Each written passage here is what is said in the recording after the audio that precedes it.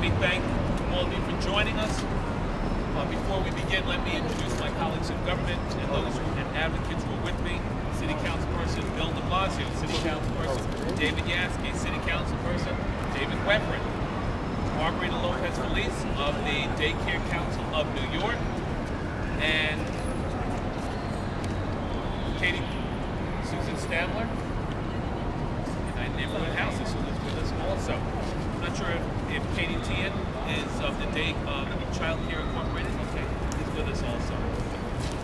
We called this press conference today to shed light on a little-known item in Mayor Bloomberg's executive budget that would dramatically reduce the number of city-provided child care vouchers.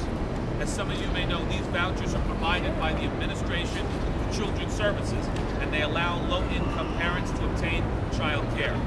Families often depend on these vouchers either because both parents work at low-paying jobs and can't afford child care, or because a parent is looking for work or possibly too ill to take care of his or her child. Now, however, in the name of balancing the budget, the mayor is looking to cut approximately 3,000 of these vouchers, potentially affecting the well-being of thousands of children across the city. If these vouchers are cut, low-income families may no longer be able to afford desperately needed care for their children. Some working parents may be forced to quit their jobs, sinking deeper and deeper into poverty. Look, as city controller, I know as well as anybody, perhaps better than anyone, that our city is facing tough times.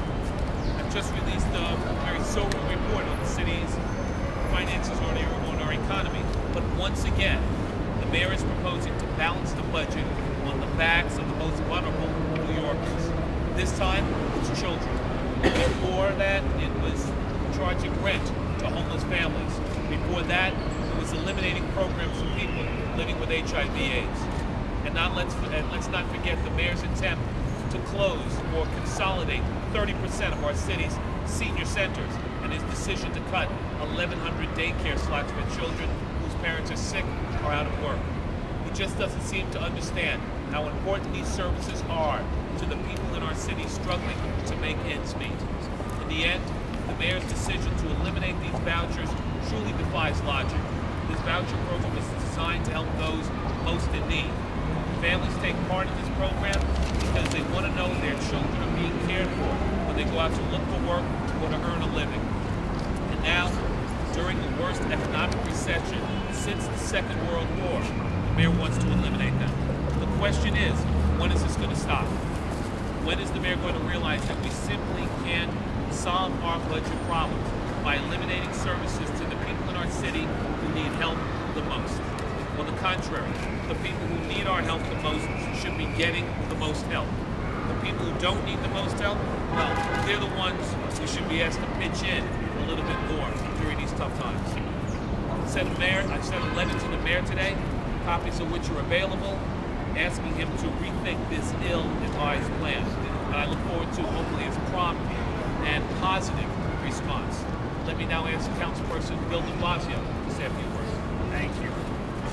Thank you, Comptroller, and thank you for your leadership. I think it's particularly powerful when the man charged by the populace watching city finances says this is a step in the wrong direction.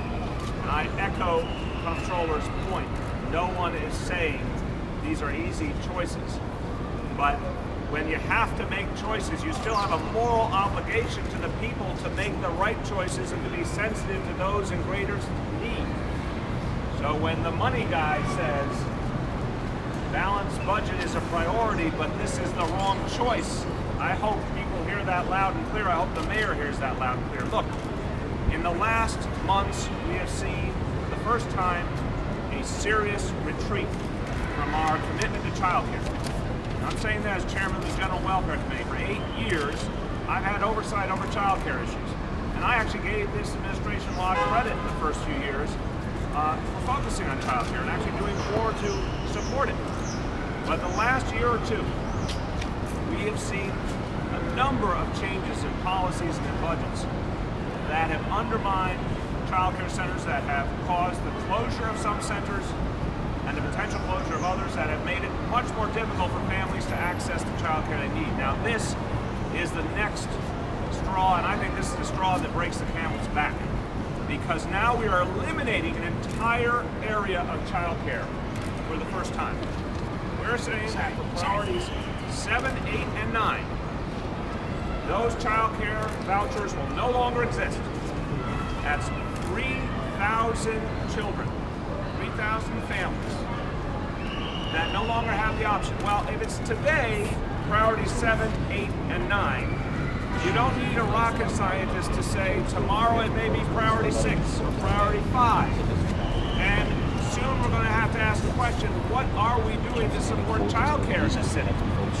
And who's being hurt by this? And I guarantee you the people being hurt are low-income New Yorkers, people who are trying to make ends meet.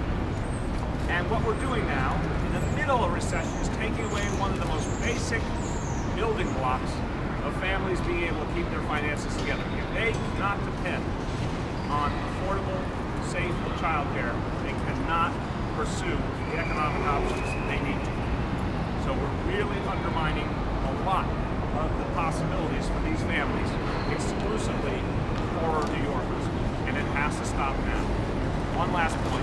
A lot of us have offered alternative revenue ideas to find a way to save this and other social service programs, but we have been rejected consistently by the administration.